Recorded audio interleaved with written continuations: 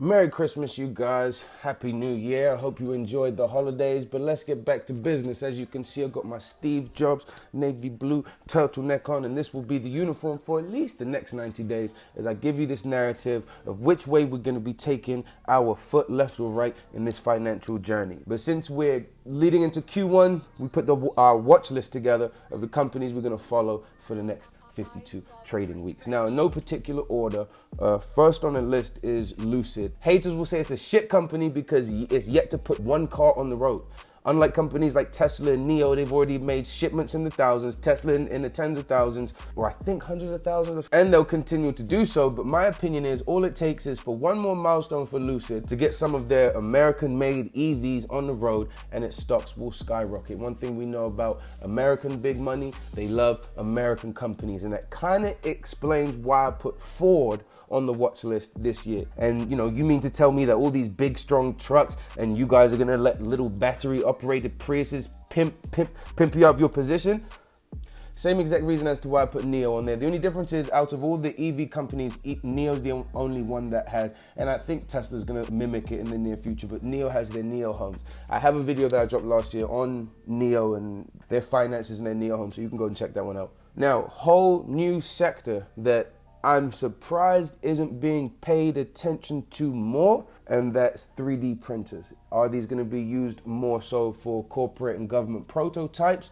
Are they going to be used more at home for when the COVID babies grow up and they want to print their own Nerf guns? I don't know which direction the 3D printing industry is gonna run down. However, I would be a fool to ignore the rise of it. So therefore, I've put Triple D on my watch list and I've put Enovix on my watch list. And as we move forward for the year, I'm gonna cover as much as I can on each one of these companies while swinging their options. One thing I've noticed about Lucid, NIO, Ford, Triple D, and Enovix, they have low premiums, high volume. Now, these last two companies, I'm taking a very calculated gamble with these.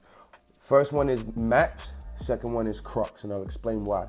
I watched Silver Spike closely for like a year and a half. I watched them closely, and I waited for them to acquire Maps, and I had 6-month positions. The acquisition goes down, I hit my target, I make my money, I wait for the rise, and then it just decimates. What was really strange to me is the acquisition happened right in the middle of COVID, right around the same time as the DoorDash IPO. Simultaneously, more than 25 states have dispensaries looking like Apple stores. Yet Maps went $14 to $12, and now it's stuck at $6 a share. 12 years of flawless finances. 12 years of software development to the highest degree. 12 years of staying in the front of all the legalizations and regulations, only for the increase of dispensaries looking like boutiques, yet the front runner gets acquired and then goes down.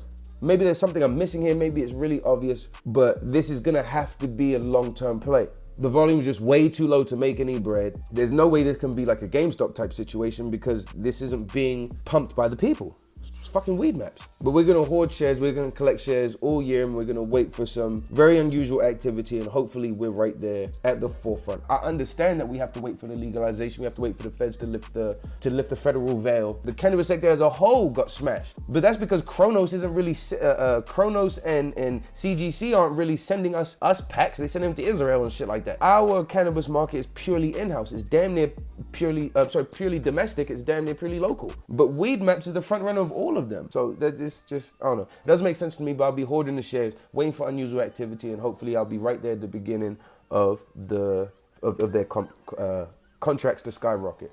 Last but not least, definitely not least, Crocs. Look down, your shoes are plastic. Now, one thing about Crocs is, again, domestic, again, been around since 2007, again, no debt, but they interested big money because of their extremely small carbon footprint. So let's just run this back. We got Lucid, SQ, Nike, Apple, Tesla, NIO, Ford, Triple D, Enovix, Maps, Crocs.